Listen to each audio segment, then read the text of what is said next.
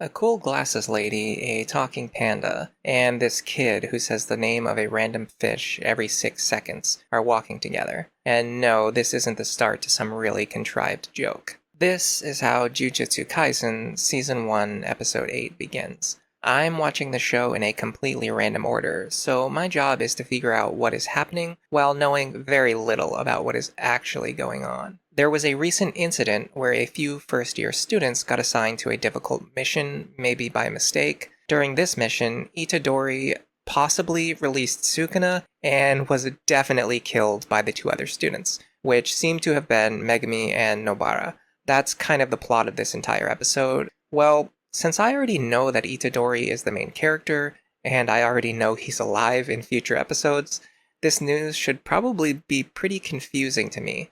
But then again, anime fake-out deaths aren't really anything new, so I guess they just pretended to kill him around episode 7 of the first season, and mystery solved. I have seen all three of these characters before. The cool glasses lady helped out during the battle against the tree dude, and the talking panda was actually in the very first episode I watched, so I'm really not even too surprised to see a talking panda walking around. And I think this kid is actually the one with the cursed throat, which I said I would never use to describe him, but I forgot his name already, so there you have it. Meanwhile, Nobara and Megumi are just complaining about vending machines. Not really great behavior for people who just killed somebody, until Todo shows up, and some lady who is apparently a twin, I think she might be Maki's twin, based on what she said. The real Maki, not the fake Maki, although I still have no idea who the real Maki even is. But either way, she doesn't really like to be seen or referred to as a twin. Anyway, she seems to have a theory that Megumi and Nobara were resentful towards Itadori because he's just a cursed spirit and he's trying to live like a human. But no matter how hard he tries, we can't see him or treat him as a human at the end of the day. I think this is more how she feels, and she's projecting her thoughts onto other people, but she does imply that they might have killed Itadori intentionally, or felt good about doing it, so I'm wondering if she's just provoking them in order to investigate the death of a student. Right now, I feel like it could honestly go either way. Now, I can very confidently say that I did not expect what was about to happen next. Todo says he doesn't really care about this investigation into the death of a student. He just wants to test Megumi and Nobara to see if they are strong enough to take the place of the third-year students. Now, in order to pass this test, Megumi has to describe his ideal kind of woman and talk about his type. And if he gives the wrong answer, Todo's just gonna beat the crap out of him. Honestly, with my dry sense of humor and the tone of my voice, it probably doesn't sound as funny, but the line delivery in the episode was perfect. Todo just declares that he likes big butts and he cannot lie, and I almost died laughing. It was too good. Also, Todo, for some reason, needs to rip his shirt off in order to ask this question. That's just the way things are when you bring Todo into the mix. I've figured that out by now. After this scene ends, Megumi makes a pretty good, logical argument. He just met this guy, and it makes no sense that he's going to talk about, private stuff with a stranger. However, Todo counters him with the ultimate argument. He just introduces himself. Now, we aren't strangers anymore, and Megumi, you have no choice but to answer me. Pretty genius logic here. Also, wait a second.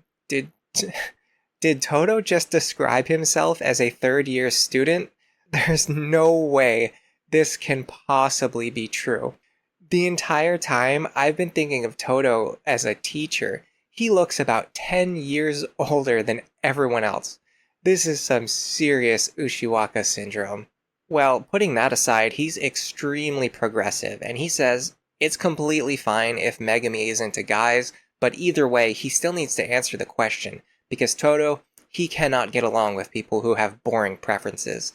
And Megumi, he just gives the absolute wrong answer. He says he doesn't have a type, and he's fine with anyone as long as they have a good personality.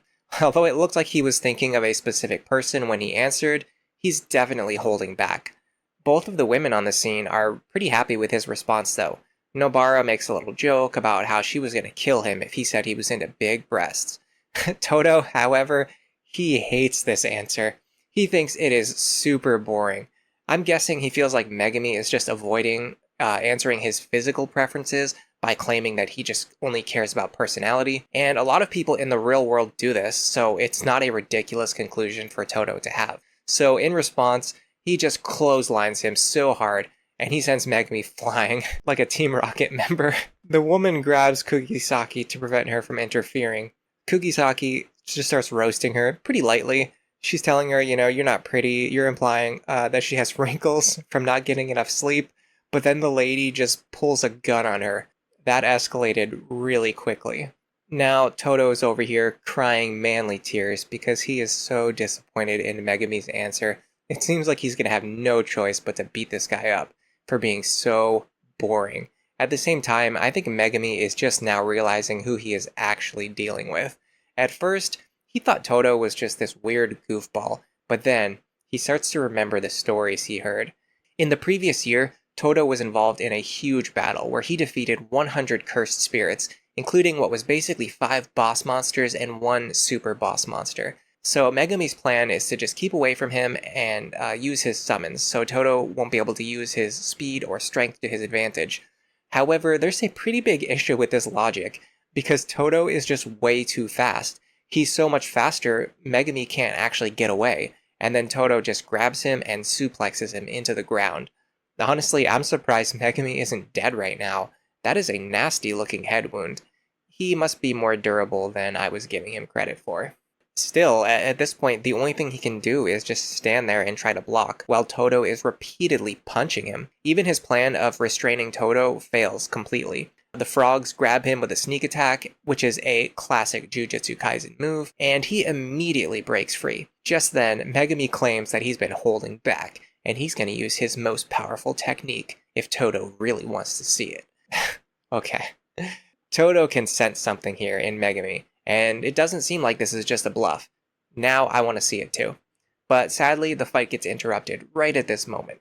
The Words of Power guy is able to stop Todo completely with a single command, which makes him seem quite powerful. Also, I learned that the panda's name is actually Panda. Well, that should be pretty easy to remember.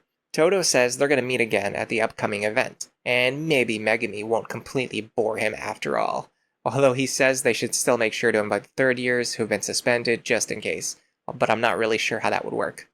On the other hand, I guess Kugisaki just lost so badly she got beaten up off screen. While she's lying on the ground, it looks like the other lady is just going to actually shoot her. So I guess my first instinct about her was correct. She has no problem at all with students killing other students. It seems like she's just going to kill Nobara just for calling her ugly. This seems like an overreaction, but the glasses lady shows up to save Nobara. Now finally, here's a revelation that I'm sure a lot of people were waiting for, and I'm kind of glad that I went so long without figuring it out or anyone spoiling me. So apparently, the glasses lady is Maki. I have to be completely honest. If I had to guess, for some reason, I always thought that Maki was some guy that we were going to meet at some point in the future, like a really minor character. Finding out that Maki is a character I already knew, and it was a girl, pretty much really shook me.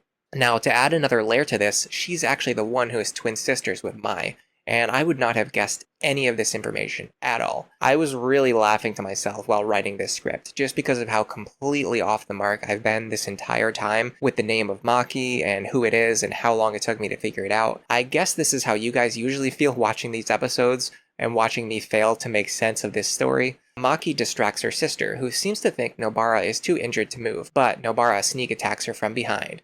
A classic Jujutsu Kaisen technique. The two of them continue to roast each other until Todo shows up. Mai says she is not finished yet, but Todo says they really have to go, because he has an important handshake greeting with one of his favorite idols, and this is so important that Mai just doesn't have time to kill somebody right now.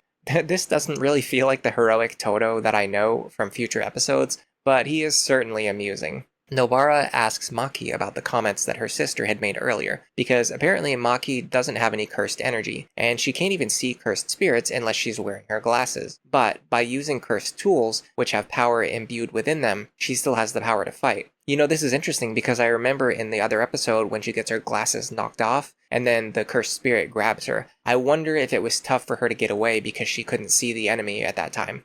The reason she wants to pursue this path is just so she can shove it in the face of her family members who always look down on her, and this seems to impress Nobara. They have a little bonding moment. By the way, is it just me, or did Mai seem to have a thing for Megumi? She made several comments about him and wanting to get closer with him. Mai and Megumi shippers, your time is now. In the following scene, this spiky-haired blindfold guy is coming to visit an old man who I don't think I've ever seen before. Now, I think I have seen the spiky-haired guy in previous episodes, but it can be a little difficult to keep all of the characters straight, some of them only shown briefly in really brief flashbacks, and some of them also looking similar to other characters, but it doesn't really always mean anything. They described Maki and Mai as twins, but I don't think the two of them even look anything alike, so appearances are pretty tough to go on. But they do call him Gojo, which might explain why he looks so familiar to me. Because I remember when I was watching Hidden Inventory 3, and they described Satoru as a Gojo clan member with 6 eyes, 7 eyes, something like that. Either way, if this guy is also a Gojo clan member, it means that he might be related to Satoru. And this blue-haired girl, I think she was the person who was in love with the ghost during that random train riding scene from episode 20, but honestly, there's no point in even asking because this train of logic is so confusing. Everything that I just said sounds like complete nonsense. She's trying to act really strict with Gojo, but on the inside, she's acting like a total fangirl.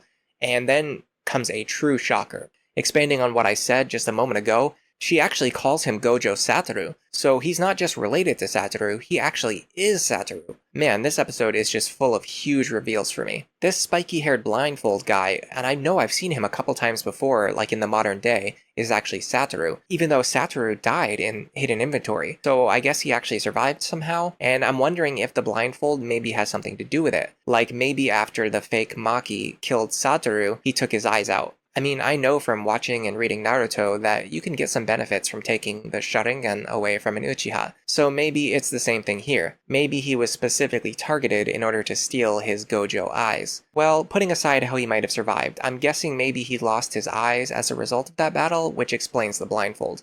But now I'm kind of interested to go and check out Hidden Inventory 4 and see how all of this resolves. But we're going to have to wait on that for a while because I'm watching these in a random order, and who knows how long that could take. Well, the reason Satoru is here is to talk about all the incidents that have been going on recently. He encountered some of the strong cursed spirits earlier, which I'm actually familiar with from future episodes, like the flower guy and the volcano dude. Also, talking about stuff like Itadori and even the fact that Todo is so inexplicably strong. I'm guessing he's just here to troll this old guy, but the old guy pretends like he has no idea what's going on, and it almost also kind of seems like Satoru is like challenging him. I'm not really 100% sure what the point of this scene was, but it probably makes a lot more sense if you're watching the show in order, since it would be establishing and building up future threats, characters, and plot threads. In my case, I have the reverse effect. I haven't seen any of the material that Gojo is talking about, but I actually already know about the future events that it leads to, which is kind of amusing. The blue-haired girl, Miwa, goes running after Satoru to try and get his autograph. Shockingly, they actually show the scene of Todo going to the handshake event and meeting his idol. She hits him with the Takatan BEAM, and I think this might have been what gave him the inspiration for some of his future moves, because I am getting some serious Season 2, Episode 20 vibes from this.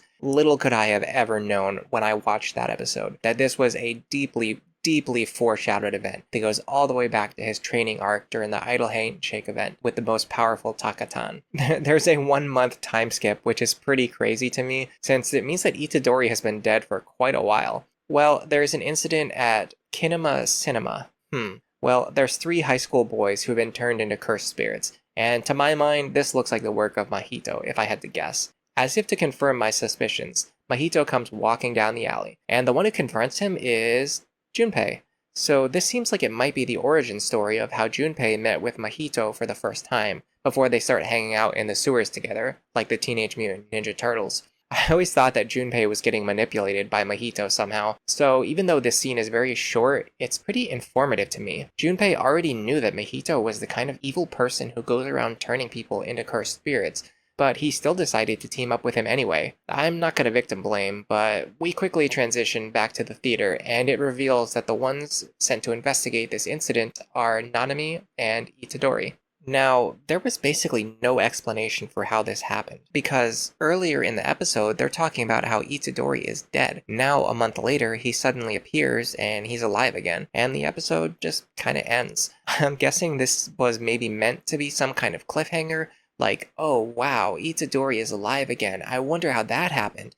And then the next episode, they're going to explain it. Who knows? At this point in the story, Junpei hasn't died yet either, so I'm a little curious to know what he's up to. I think that maybe Satoru might have mentioned him in the group of students who have a ton of potential beyond the level of special class. And if that's true, then Junpei was a much bigger deal than I realized during my initial watch of Season 1, Episode 12. From my point of view, as someone who's watching the show out of order, there were multiple huge revelations. I got the true identity of Maki, Todo apparently being a third-year student, the fact that the spiky hair guy is actually Satoru, but for a normal viewer, that information really wouldn't mean anything to them, because they would already know that from watching episodes 1 through 7. And in that context, all that really happened is Todo showed up, and he didn't really fight with Megumi, and then Satoru just kind of trolled this guy. Still, for me, this was a lot of fun, and I don't think there has been a truly bad episode of Jujutsu Kaisen, at least not so far. By the way, I got another achievement. I recognize every single character shown in the ending credits at this point, which is